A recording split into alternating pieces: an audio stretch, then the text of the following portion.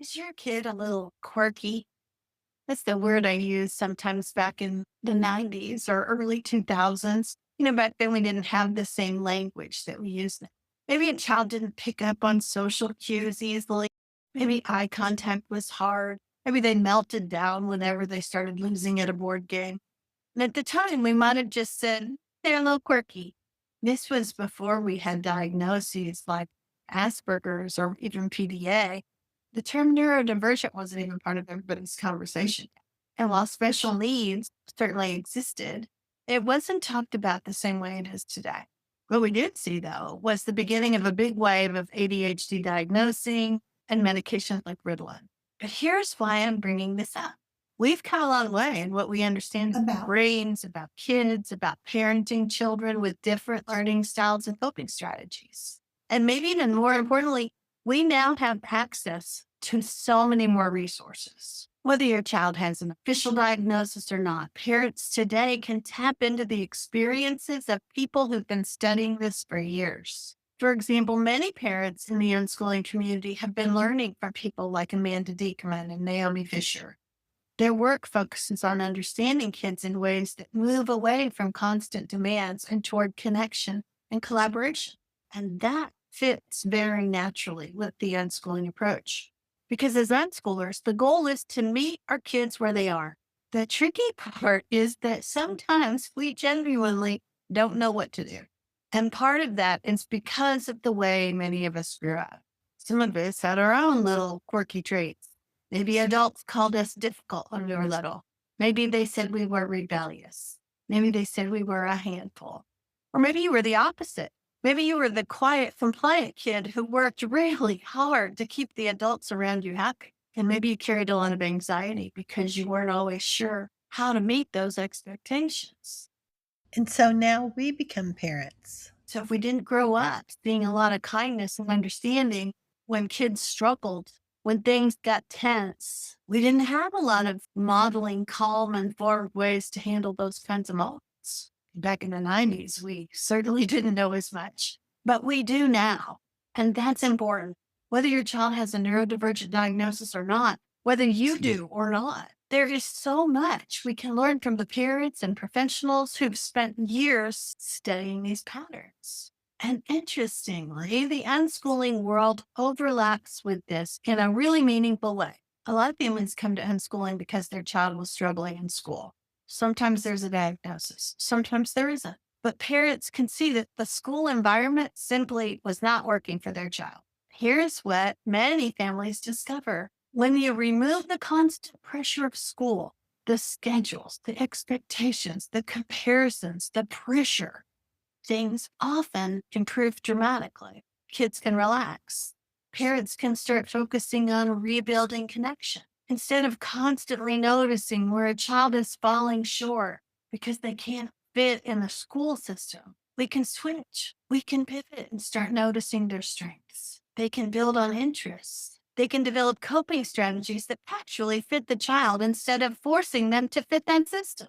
And that's one of the reasons unschooling often works so well for neurodivergent kids. Another important thing happened over time, too. Not only has science learned more about how brains work and how neurodivergence shows up in daily life, but the homeschooling movement itself has grown, which means the conversation isn't always focused on helping kids survive in school.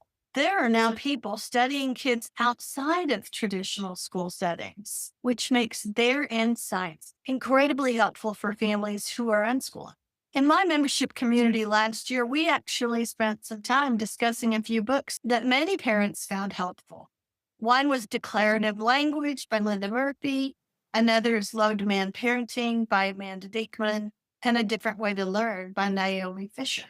And each of these approaches offer tools for understanding kids who may struggle with traditional expectations. And they do it in a way that really aligns well with the unschooling mindset. A lot of families leave the school system because things aren't working for their child. There is often so much fear around that decision. Parents worry that it's going to somehow make things worse. But really often bringing them home actually opens the door to something better.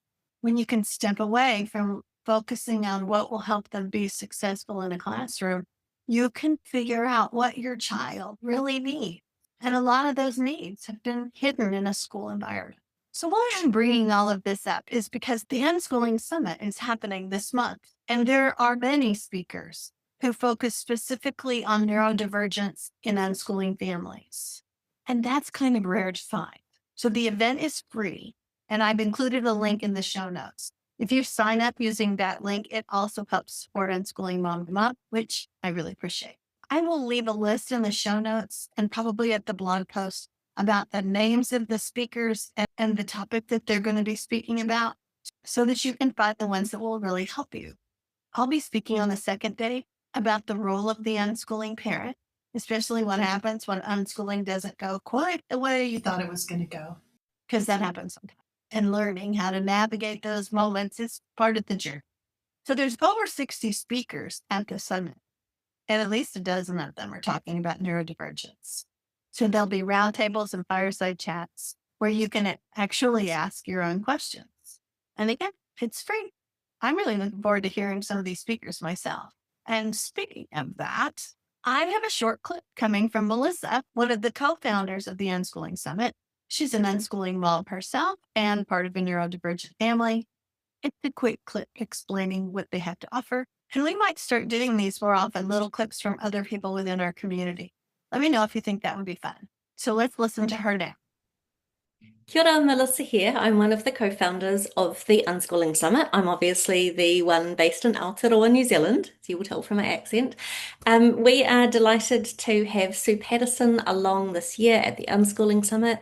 She is one of more than around 60 speakers and another 30 or so seasoned unschooling parents who are going to be on roundtables and doing interviews and live sessions with us at the Unschooling Summit.